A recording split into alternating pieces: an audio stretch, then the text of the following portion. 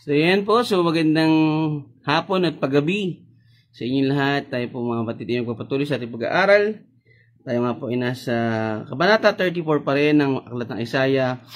Pero nasa verse 10 and 11 po tayo ngayon. Pero bago tayo magpatuloy, tayo po muna ay sama-samang manalangin. Samahan niyo po ako. Ama, maraming salamat po sa hapon ito. Sa araw na ito ng panibagong buhay, kalakasan, karunungan, yung patuloy niyong pinapabaya sa amin, patuloy niyong pinagpapala sa amin, Panginoon, patuloy na ang paglilingkod namin sa iyo. Maraming salamat po sa pagpapanatili sa amin dito.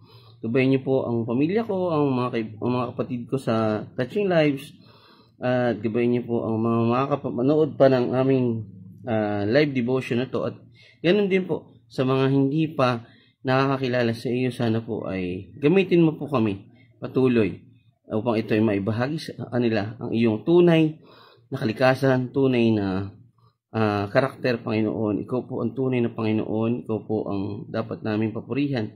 Gabayan niyo po ang bawat isa, Panginoon, ang mga may connection. Sana magkaroon sila ng stable na connection at upang ito ay may pagpatuloy namin pag-aaral, sabay-sabay kami matuto, maunawaan at maipamuhay ito, Panginoon, at mapagbigay sa iyo ng kapurihan, karangalan. Tinataas po namin ito, Panginoon, sa ngalan ng iyong anak na si Jesus. Amen. So, magandang gabi po sa lahat ng nag-join, no? So, hindi ko po nag-join. But again, pwede po kayo mag-comment para at least makita ko kung sino po at mag-greet ko naman, no? So, nakikita ko lang po ay yung talagang lumalabas, no, sa aking screen. So, sa ating pagpapatuloy po, tayo po ay nasa verse 10 and 11 ng Isaiah 34. At kahapon nga po ay natalakay natin ang 8 and 9 na tumutukoy nga po ito sa pagwasak ng Diyos sa Edom, no? So ito nga po ay sa verses 9 to 15. So ito ay pagpapatuloy ng pagkatiwangwang at pagwasak ng Diyos sa Edom. Dahil nga sa kanilang pagsalungat at pagtaliwas sa kalooban ng Diyos, na ang mangyayari sa lupain ay babalutan ng sukdulang kaparusahan. So, magandang gabi si Pastor Dom. Yan, magandang gabi, Pastor, dyan sa inyo sa church. Sino po ba mga kasama mo dyan? Yan. So, binabanggit sa verse 8 and 9 na sapagkat si Yahweh ay may nakatakdang araw ng paghiganti, isang taon ng paghiganti alang-alang sa Zion. So, araw at taon na binanggit dito, at ito ang nakatakdang araw, no? So, tumutukoy ito sa pagdating o pagbabalik ng Panginoon na upang maghari at pagharian ng kanyang mga ililigtas. At syempre, parusahan ang kanyang mga hahatulan. So, wala pong nakakaalam nito, no? Wala kang nakakaalam na exact date. At kahit sino po, no? Kung may magsabi man ng exact date nito ay magtaka na, ano po kayo doon, medyo o po kayo maniwala doon, no? Ang Panginoon lang po nakakaalam. At syempre sa verse 9, ang mga batis ng Edom ay magiging alkitran at magiging asupre ang kanyang lupa. Ang buong bansa ay masusunog na parang aspalto. So, yan, magandang gabi sa inyo sa church. Siyempre, kasama ang music team. Siyempre, sina Ate Alma, si Abby, si Sammy, at si Princess. Magandang gabi sa inyo, mga kapatid. At siyempre, isingit ko na si Kuya Bob. Alam ko, pumunta siya si Kuya Bob. At ganoon din sa lahat ng Touching Lives family. So, again, yung batis, no? Isang kilalang way ng pamumuhay ng mga tao noong panahon na yon, kasi ito ay tubig, no? Tubig ay talagang maraming use at ito ang pinakakailangan ng lahat, hayop, tao at kahit ano man sa mga negosyo, no? Sa mga pagkain. So isang bagay na nagpapakita ng matinding pagkawasak ay yung pagkakaroon ng asupre at naging asupre ang lupa at ang buong bansa ay masusunog, no? So ito ay tumutukoy din siyempre sa kaparusahan ng Panginoon at ito yung tumutukoy sa hell, no? Sa impyerno. So again, sa ating pagpapatuloy, tayo ay dadako sa ating verses ngayon, no? So tayo ay nasa 10 and 11. So tayo ay basahin natin ang verse 10. So dito, sinabi dito, araw-gabi, hindi ito mamamatay at patuloy na papailan lang ang usok habang panahoy hindi ito mapapakinabangan at wala nang doon kahit kailan. So ito yung pagpapatuloy nung nung verse 9. Yung tumutukoy dun sa masusunog, no? Sa masusunog na bansa. So again, tinutukoy dito ay yung siyempre yung dagat-dagatang apoy. So again, ang Panginoon ang may control. Ang Panginoon ang nagpapanatili ng init. Hindi po si Lucifer, ha? Hindi po si Lucifer. Baka kala nyo si Lucifer yung si Satanas yung nagko-control. Di sana hindi niya pa iinitin 'yon, no? So ang Panginoon pa rin po ang may nagma-manage, no? Magma-manage ng lahat. So again, dito nga po ay sinabi sa King James Version na it shall not be quenched night nor day. The smoke thereof shall go up forever.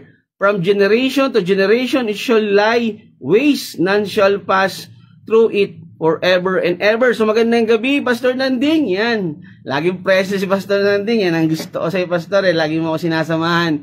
Maraming salamat sa iyong pagsama sa atin, sa ating pag-aaral dito sa Touching Live, syempre. Sa CSB, binanggit din dito, no? Parang other, lang siya. It will never go out, no? Hindi aalis o hindi mamamatay mapa-umaga man o mapagabi, as in continuous, no? So its smoke will go up forever. It will be desolate from generation to generation. No one will pass through it forever and ever. So God bless din, Pastor Nanding. Salamat sa iyong pag-join sa araw-araw. Siyempre, sama-sama tayong matuto at isang patunay na wala sa edad ang patuloy na pagpatuto. Siyempre, yung patuloy nating paglilingkod sa Panginoon. So, ang talatang ito ay naglalarawan ng hinaharap na pagkatiwangwang at walang hanggang paghukom ng Panginoon. So, ito ay particularly na nakatutok o tumutukoy sa lupain ng Edom. So, binabanggit nito ang tungkol sa pagkasunog na hindi kailanman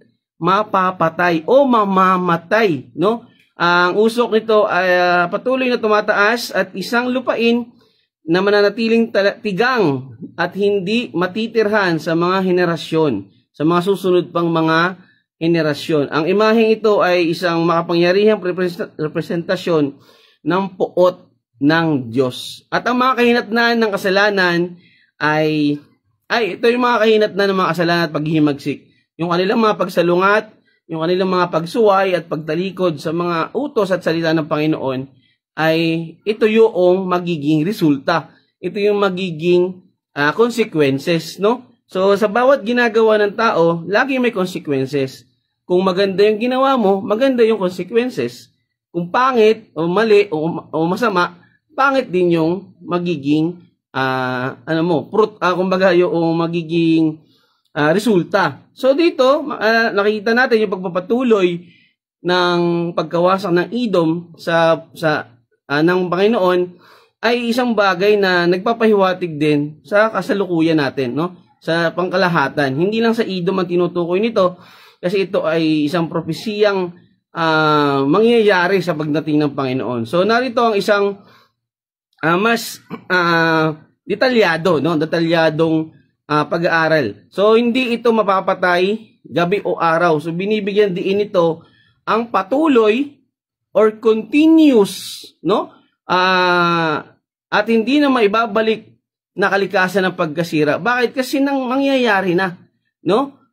Nagkaroon na ng resulta yung pamumuhay ng mga tao. So dahil nandun sila sa pagsuway, habang panahon ay ito na yung kinalabasang hatol. So lumabas na yung result ng exam. So ang usok nito ay tataas magpakailaman. So tumutukoy ito sa sumisimbolo sa walang hanggang kalikasan ng paghatol ng Diyos na umaalingaw-ngaw o umiingay sa walang hanggang kaparusahan na inilalarawan sa aklat ng Revelation or ng pahayag. Ito ay mula rin sa henerasyon by henerasyon ay magiging tiwangwang yung lupain na to. At ito ay tinatampok sa isang pangmatagalang pagparusa, no? So epekto ito ng mga patuloy nilang pagsuway. So ang resulta ay ang paghatol ng Diyos sa kanila na sila ay bigyan ng kaparusahan sa pagtalikod sa Kaniya. So tandaan natin na wala tayong kakayanan na tayo ay iwasan ang magiging paghatol ng Diyos. Ano man ang gawin natin, sa Kanya tayo haharap. Sa Kanya tayo, sa Kanya tayo makipagdinig or hearing, no? At dito ay yung Kanyang paghuhukom ang huling salita. At dito, tayo ay depende kung saan tayo mapupunta. Again, ito nga lagi sinasabi natin, assess, then assess, then assess. So, araw-gabi, tandaan natin, kapiling mo yung init. Nandun ka sa init. Kumbaga sa sauna, wala yung sauna, no? Ano lang yan, sobrang hina pa yan, tutuusin. Maybe it's times 7, times 10 ng init ng apoy na nahawakan natin dito. So, isang bagay na tayo ay pinapaalalahanan na huwag tayong manatili sa kasalanan. Huwag tayong manatili, hindi ko sinabing huwag tayong magkasala, no? Yung mamuhay tayo ng nandun lamang, kundi mamuhay tayo sa Panginoon. So, ang larawan ng apoy ay hindi mauubos o mamamatay o naapula. Ay madalas na ginagamit sa Biblia upang ilarawan ang banal na puot at walang hanggang kaparusahan ng Panginoon. So, makikita natin sa Marcos chapter 9. No? Ang patuloy na katangian ng apoy na nagniningas o patuloy na buhay, no? At patuloy na umiinit at naglalagablab sa araw at gabi ay nagpapahiwatig ng walang humpay, walang tigil, unlimited, kumbaga, no? Kumbaga ikaw nga, di ba, lumapit ka lang doon sa iniihaw na baboy, di ba? Ang init na ang init na nung presensya nung usok eh. No, how much pa kung nandun ka, namamalagi ka doon, at yung init is times 10, times 7, times, di ba, palakas ng palakas. So, di ba, hindi mo ba ito naiisip for the long term, no? Madalas tayo ay nadideceive. Naalala ko yung nung bata pa ako, no? Mayroong isang na quotes na sinasabi ng Diablo na isipin mo yung ngayong araw na kailangan mong mabuhay. So, may panlilito, no? Pwedeng i-grab mo yung maling opportunity at mabuhay ka that day, or i-grab mo yung utos ng Panginoon na ikaw ay mabuhay sa Kanya. So, it's our choice, no? Itong ginagawa natin is ito ay pagbabahagi o pag-aaral natin. Ngayon, siyempre, hindi natin pwedeng ipilit sa iba. Pero yung pagpapahayag, hindi natin to pwedeng itigil kasi ang Panginoon pa rin ang gagabay sa atin. So, kung ini-imagine mo na ikaw ay naiinitan ngayon pa lang, nababadtrip ka na, how much pa kung ikaw ay nandun na sa presensya ng apoy na hindi tumitigil 24/7. No? So, ito yung makikita bilang salamin ng walang hanggang kahinatnan ng kasalanan, ng paghimagsik at pagsalungat laban sa Diyos. Ang patuloy na pagsuway ng mga taong ito ay magdudulot at magriresulta sa kanilang kapahamakan. Ang bawat pamumuhay sa kasamaan, kasalanan at pagsuway at pagtalikod sa Kanya ay mauuwi sa matinding kaparusahan. So ito na nga po yun, no?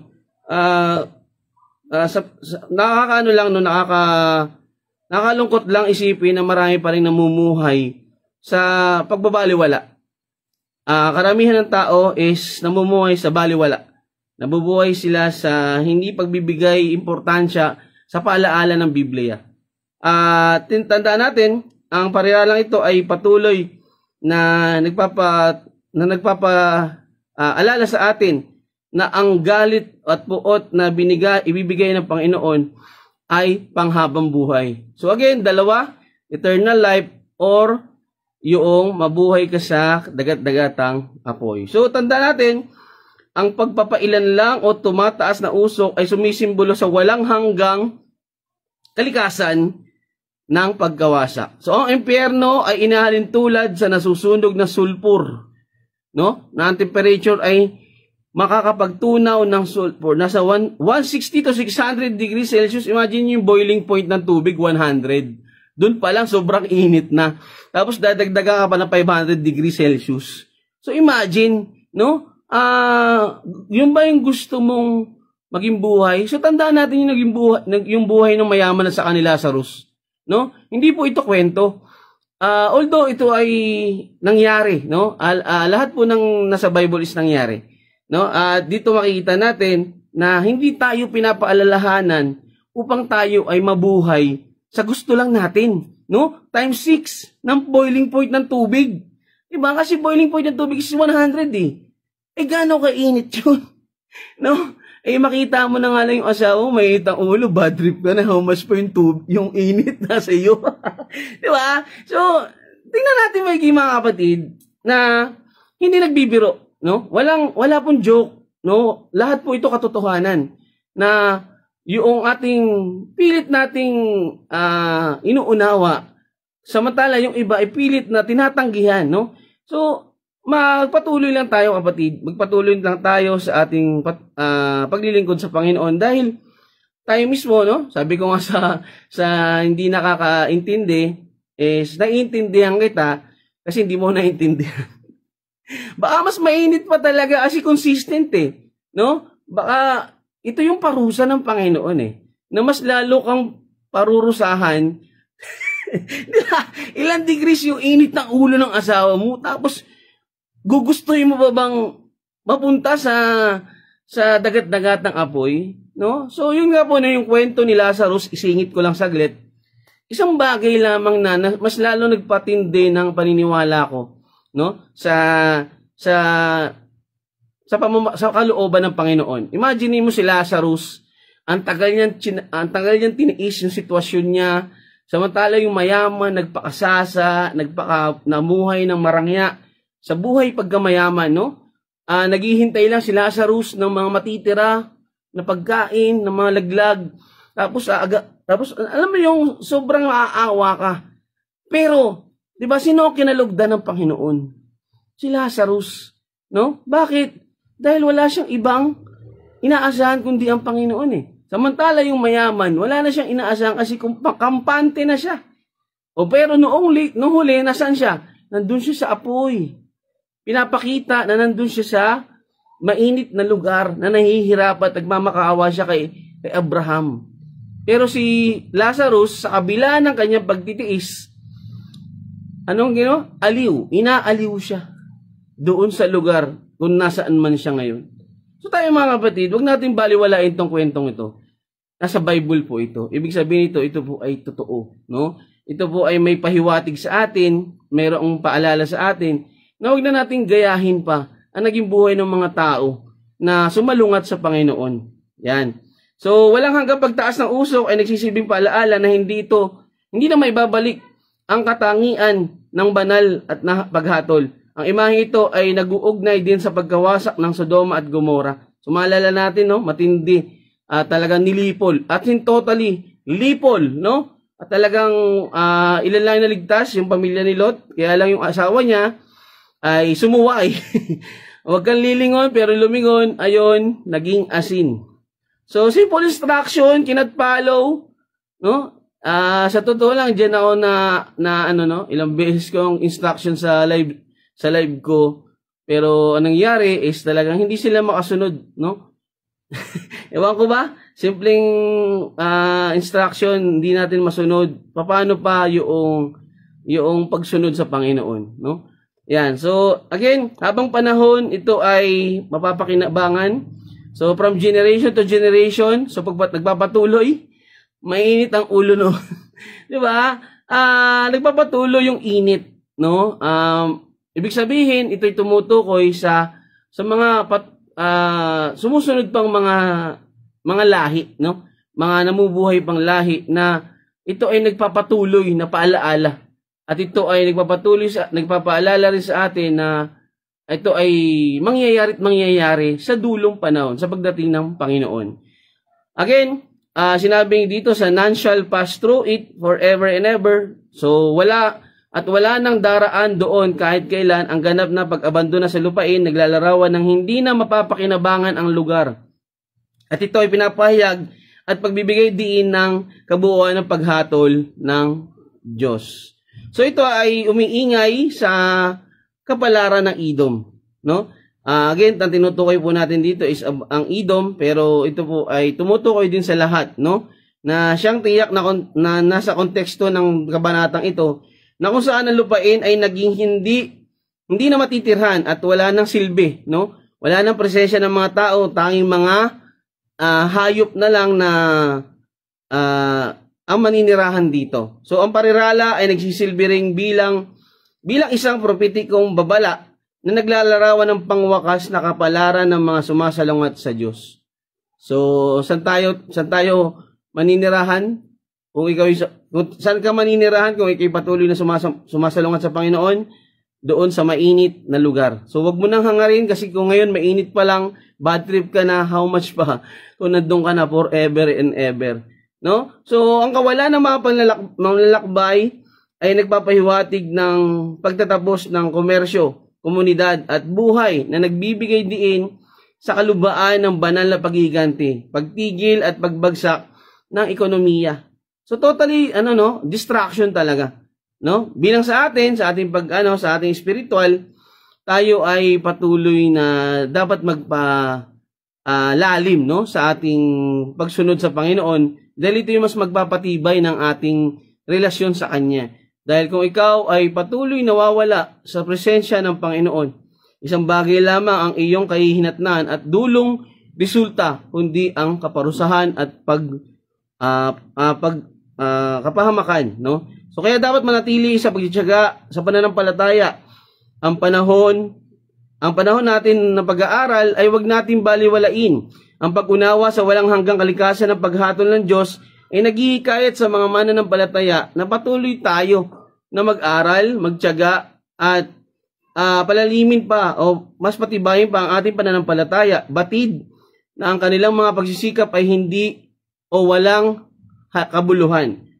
So, tandaan natin mga kapatid, sinabi nga niya, di ba, ang hindi masasayang ang inyong pagpapagal. So, tulad ni Lazarus, makita natin, siya ay nagtiis, no, ng ilang taon. Subalit, nakita naman natin na totoo ang sinasabi, no? Kapag ikaw ay hindi sumunod sa Panginoon, nasa impyerno ka o mapupunta ka sa impyerno. At syempre, kapag ikaw ay nandun sa pamumuhay sa Panginoon, nandun ka sa paraiso o isasama ka ng Panginoon sa bago niya itatayong kaharian. Sa isang mas malawak na konteksto ng teolohiko, ang talatang ito ay nagsasalita din sa kalikasan ng katarungan ng Diyos at ang paniniwala sa kabilang buhay, kung saan ang mga kahihinatnan ng mga aksyon ng isang tao sa buhay na ito ay dinadala o magiging resulta, no, at nagre-reflect sa pamumuhay mo ngayon. So pinatitibay nito ang ideya na may pangwakas at hindi nagbabagong pagtutuos para sa lahat, at ang mga pagpili sa landas ng kasamaan ay haharap sa walang hanggang kahihinatnan, no? Yung pagpili mo sa paggawa ng masama, sa paggawa na hindi nakakalugod sa Panginoon, ay sigurado ang destination mo doon sa walang hanggang init, no? Walang kamatayang init. Hindi mamamatay, walang pahinga, walang break. Isipin niyo mabuti mga kapatid, ilang minuto ka lang mainitan. So, maging aware tayo, mag-assist tayo. Kung tayo ba ay nandito sa ating kagustuhang magkaroon ng buhay ng walang hanggan kasama ang Panginoon. Kasi sabi nga sa Mateo 7:21 to 24, no? Baka hindi tayo kilala. Baka hindi ka kilala. Mas maganda sa Mateo 25, no? Papapasukin ang kanyang ang tunay mga sumunod sa kanya. So sa pagtatapos, ang talatang 10 na ito ay mayaman sa simbolismo at kahulugan ng naghahatid ng isang makapangyarihang mensahe tungkol sa seryosong katangian ng paghatol ng Diyos.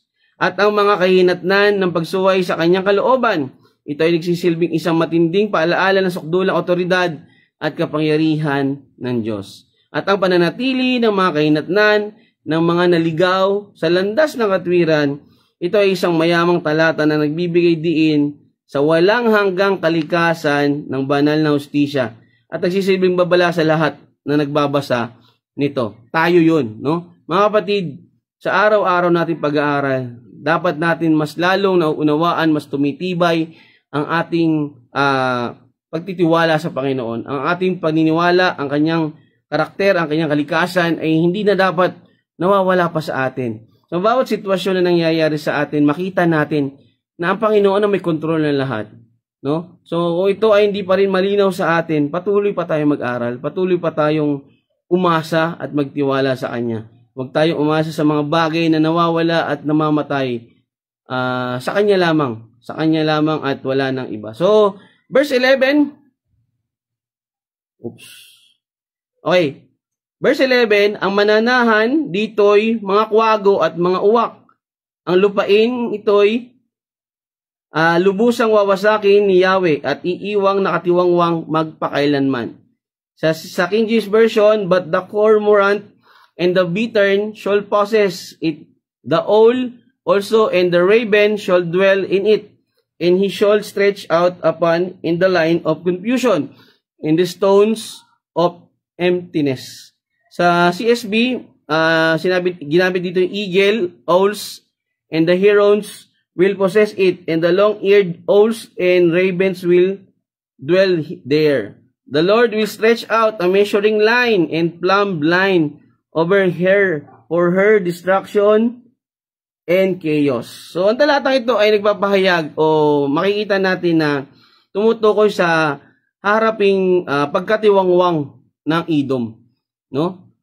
Isang bagay na dapat natin maunawaan na ang Panginoon ay makatarungan. So, ayon sa propesiya, ito ay magiging tahanan ng mga maruruming ibon o hayop. At ang Diyos ay iuunat dito ang kanyang kamay at dito ay nangangulugan na ito ay ganap na pagkawasak at pag-aabandona ng bansa. Alam natin na ang mga ibong ito ay kumakain ng mga nabubulok o mga namamatay ng mga hayop o anuman. Basta may makita silang mga pwedeng makuha, no? So, scavenger ang tawag dito. Scavenger. So, nangangahulugan na ito ay ganap na pagkawasak at pagkaabandona. At ito ay nagpapakita ng patuloy na kapangyarihan ng Panginoon, no? Pinapaalala sa atin ng talatang ito na mangyayari ang sinasabi ng Diyos. Tayo ay patuloy na mag-aral. Ito po yung hint, no, para sa akin.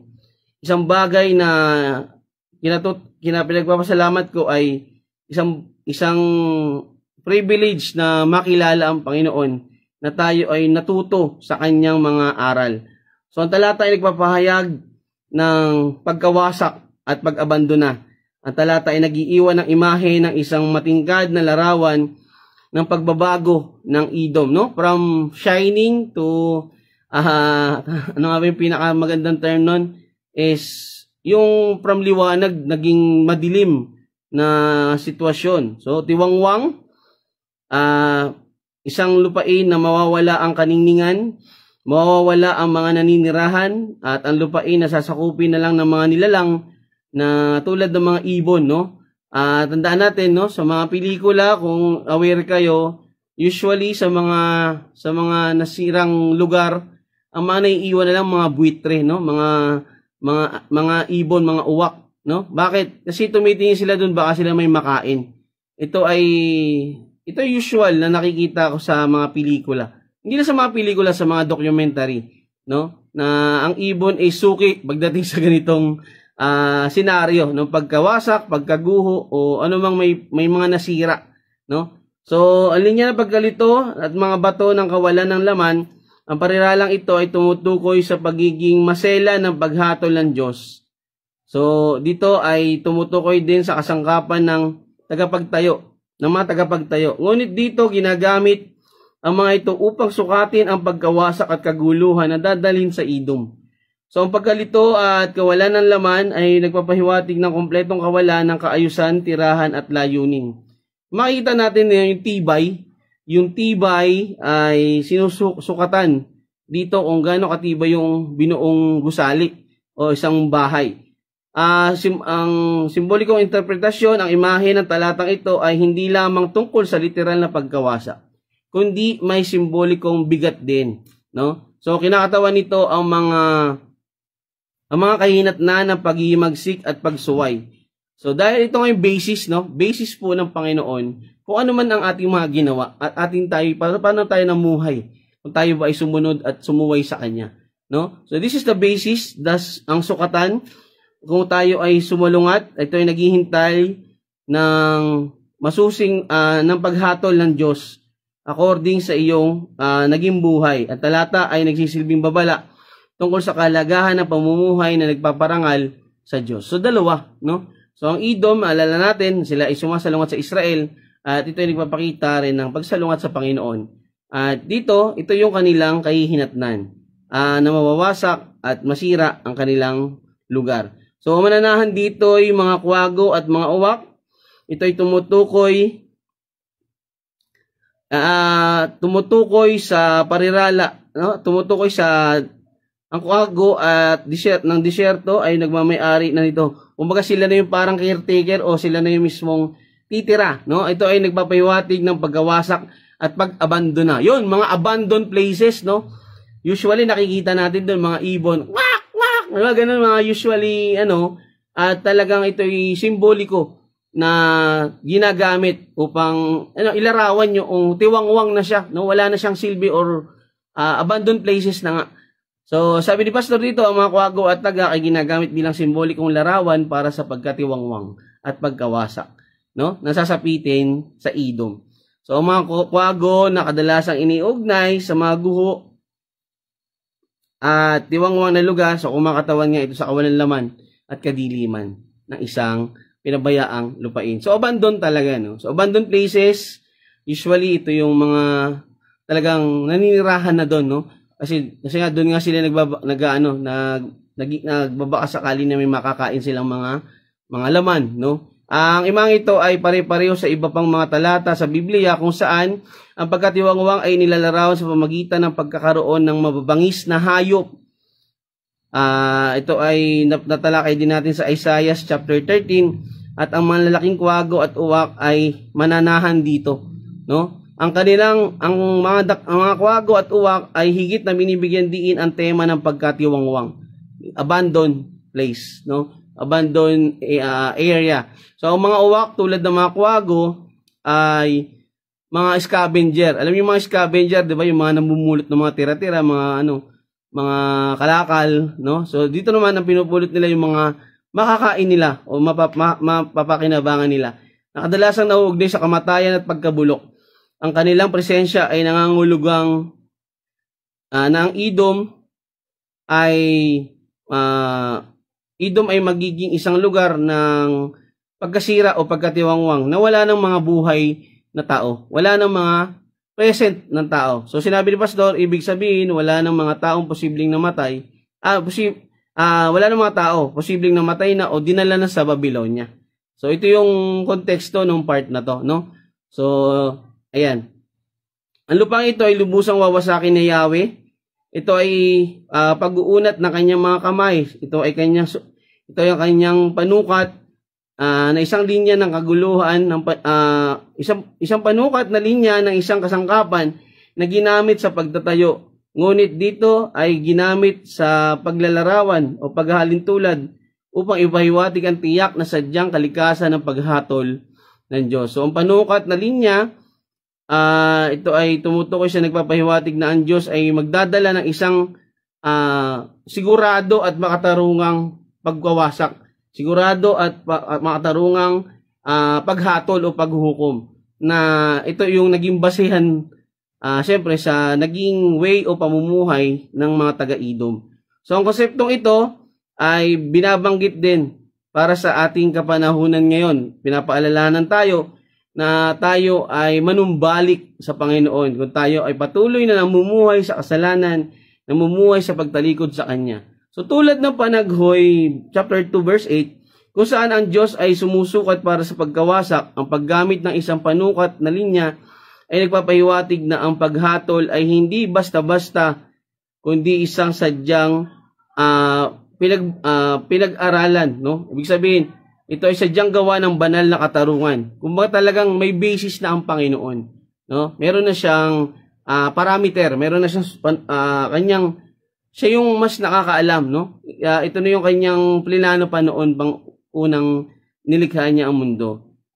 Ang mga ito ay matatagpuan din sa aklat ng Amos chapter 7, 7-9, kung saan ang Diyos ay gumagamit ng isang tuwid na linya upang ipahiwatig ang paghatol laban sa Israel. Itong pag-stretch ng kanyang kamay ay isang bagay na nagpapakita ng kanyang soberanya, no? So ang paggamit ng mga kasangkapan sa pagtatayo sa paglalarawan na ito ay binibigyan diin ng ideya na paghatol ng Diyos ay tama, kumbaga is accurate, no? Again, ang Panginoon ay makatarungan, hindi siya basta-basta nagbibigay ng trip-trip lang, no? Hindi. Ito po ay ayon sa kanyang sukatan, no? Tayo hindi po natin yun talaga, madalas hindi natin ito mauunawaan. But again, dalawa lang ulit ang iiwan ko sa inyo. Pag sumunod ka sa Panginoon, may pagpapala. Pag sumuway, may kaparusahan. So that's it, no? That's the basic outline o basis natin.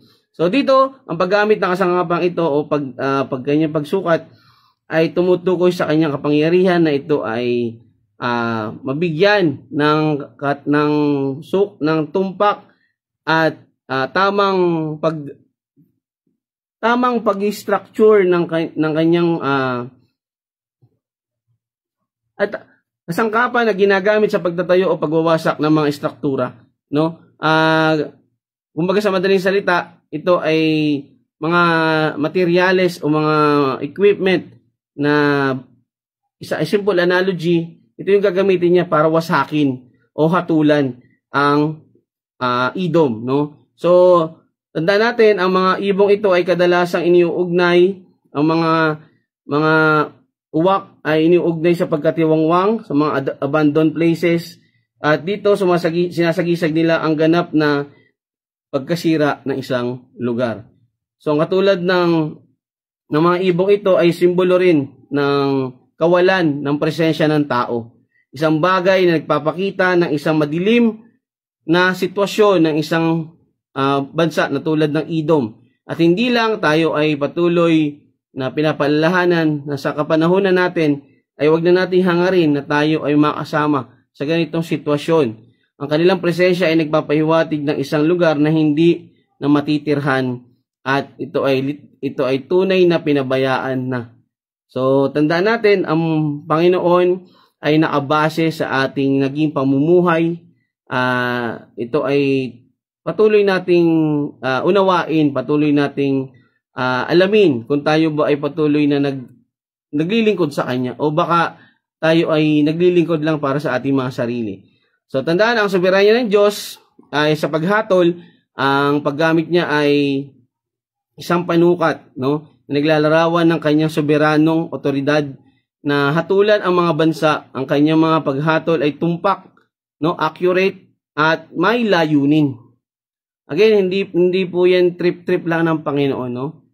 Again, ang Panginoon po ay makatarungan at again, siya ang pinakahukom. Yan. So, tawag sa katwiran, ito ay pag-unawa sa mga pamantayan ng Diyos at dapat humantong sa mga mananampalataya na suriin ang kanilang mga sariling buhay. Palagi tayong pinapaalalahanan na assess our life every day kung tayo ba ay namubuhay upang papurihan ng Panginoon. So again, tayo ay patuloy na binibigyan dito ng paalaala sa ating panunumbalik sa Diyos, ang kanyang paghatol, ang kanyang mga binabanggit sa mga propesiya ay dapat nating maunawaan na ito ay mangyayari, no? So, wag na nating hayaan na tayo ay mamuhay pa sa kanilang mga naging pamumuhay sa kanilang pagsalungat sa Panginoon. So, gaya ng mga nakita natin sa mga ibang bansa o sa ibang mga bahagi, sa ibang bansa sa bahagi ng Isaiah na patbabagsakin at wawasakin ng Panginoon. So again, sa simbolikong pananaw, natandaan natin ang mga kwago at buitre ay makikita bilang representasyon ng kadiliman, kasamaan at karumihan. Tandaan natin na itong mga nilalang na ito ay kasama ang pagtitipon ng mga nilalang o pagsasama-sama ng mga to ay maaaring sumasagisag sa pagsasama-sama ng lahat ng masasama at hindi makadiyos. So, typical na tumutukoy sa mga taong makasalanan at sumalungat sa Kanya. Ang pinakahuling mensahe ng talatang ito ay isa sa babala at mga kahinatnan. Ito ay nagsisilbing paalaala na ang mga kaaway ng Diyos ay sa huli ay haharap pa rin sa paghatol, no? At pagkawasak. So at ang kanilang pagkatiwangwang ay magiging ganap at permanente, no? Tandaan natin yung time 6 boiling point ng water ay baka mas matindi pa at hindi ito namamatay. So bilang kapag tatapos, ang talatang ito ay patuloy tayong pinapaalalahanan na tayo ay mamuhay ng naayon sa kalooban ng Diyos. Huwag natin pairalin ang ating sariling kaligayahan. Madalas tayo ay nalilinlang ng mundo. Nalilinlang tayo ng salitang self-love. Pero again, ang Panginoong Hesus ay nabuhay nang hindi niya iniisip ang kanyang sarili, kundi tayo ay kanyang tinubos, no? Sa kanyang pagkamatay sa krus. Tayo ay pinapaalalahanan din ng dalawang talatang ito na tayo ay huwag nang gumaya sa mga taong na patuloy na namumuhay sa pagsalungat sa Panginoon. So yun lang mga kapatid, dyan lang po natin tinatapos ang ating verse 10 and 11. Bukas ay 12 and 13, no? So maraming salamat sa pag-join nyo. Sana po ay sama-sama tayong natuto at yung palaala na lagi nating binabanggit dito, beware, maging aware, at yung yung assessment. Tandaan natin, kung ikaw ay susuway, may kaparusahan, at kung ikaw naman ay mamumuhay sa pagsunod sa Panginoon, nandun po yung pagpapala, no? Ang sinasabi ko pagpapala ay yung buhay na walang hanggan. So tayo po ay sama-samang manalangin sa ating pagtatapos. Panginoon, maraming salamat po sa kalagitnaan ng pag-aaral na to. Kayo po ay nanguna, no? Nanguna po sa akin, lalo sa patuloy namin pag-aaral. Panginoon, maraming salamat sa mga salita mo, sa mga mensahe mo, Ama, sa amin, na patuloy mong pinapaalala sa amin na dapat kaming mamuhay ng naayon sa iyong kalooban, hindi ayon sa aming kaligayahan. Panginoon, patuloy pong gabayan ang mga taong hindi pa nakakilala sa iyo. Ikaw lamang po ang nakakaalam nito, ikaw lang po may kontrol nito. Patuloy niyo po aming gamitin sa paghahayag, sa pagbahagi ng iyong mga kabutihang nagawa, ang iyong mga pangyarihan, kalikasan, Panginoon, na mas makilala kanila at maparangalan at papurihan kanila at patuloy na mamuhay sa iyo. Panginoon, gabayan po ang Touching Lives, ang may mga kapatid naming may masamang malubhang kasalagayan. Ikaw po ang patuloy na magpagaling. Gabayan niyo po ang family ko, ang mga kapatid ko sa Touching Lives, at ang mga taong nanonood during replay o recording ng pag-aaral nito. At gabayan niyo po ang mga taong kasama ko ngayon sa gabing ito. Patuloy ko po itinataas sa ngalan ng iyong anak na si Jesus. Amen. Amen. So maraming salamat po. Siyempre, Pastor Nanding. Yan. Siyempre, Pastor Dom, sa mga kapatid natin sa church. At si Sister Irene. So magkita-kita po tayo muli bukas. At siyempre sa mga hindi ko nabanggit, sa mga nag-join na So magkita-kita tayo bukas sa verse. So yan, maraming salamat. God bless mga kapatid. Sa Diyos lang papurit parangal. At always sa Kanya lang po ang papurit parangal. Thank you. God bless. Bye-bye.